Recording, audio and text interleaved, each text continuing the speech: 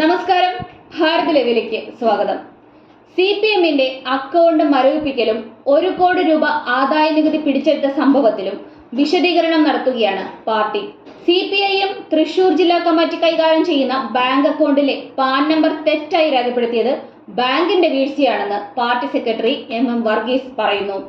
വീഴ്ച സംബന്ധിച്ചുകൊണ്ടുള്ള bank of ഇന്ത്യയുടെ കത്ത് ലഭിച്ചെന്നും വർഗീസ് വാർത്താ സമ്മേളനത്തിൽ വിശദമാക്കി. അതേസമയം CPM നേതൃത്വം പറയുന്നത് തെറ്റാണെന്ന് ബാങ്ക് അധികൃതർ പറയുന്നത്. ഇതുമായി ബന്ധപ്പെട്ട് പാർട്ടി നിയമ നടപടികളിലേക്ക് കടക്കുകയാണത്രേ. തിരഞ്ഞെടുപ്പ് പ്രഖ്യാപിച്ചതിന് പിന്നാലെ ബാങ്കിൽ നിന്ന് 1 കോടിയോളം രൂപ പിൻവലിച്ചതാണ് പ്രശ്നത്തിന്റെ തുടക്കം.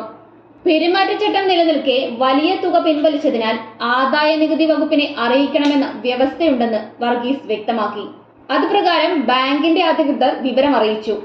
പാർട്ടിയുടെ നമ്പർ യഥാർത്ഥ പാൻ നമ്പറുമായി ബന്ധിപ്പിച്ചിട്ടില്ലെന്നും കോടികളുടെ ഇടപാട് നടന്നിട്ടുണ്ടെന്നും ആദായ നികുതി ഉദ്യോഗസ്ഥർ പിന്നീട് കണ്ടെത്തുകയായിരുന്നു. പിന്നാലെ അക്കൗണ്ട് അനധികൃതമാണെന്നും നടന്ന ഇടപാടുകൾ കണക്കിൽ കാണിക്കാത്ത പണമാണെന്നും വിലയിരുത്തി ഉടൻ തന്നെ അക്കൗണ്ട് മരവിപ്പിക്കുകയും ചെയ്തു. എന്നാൽ CPM ജില്ലാ സെക്രട്ടറി MM വർഗീസിന്റെ വിശദീകരണം ഇങ്ങനെയാണ്.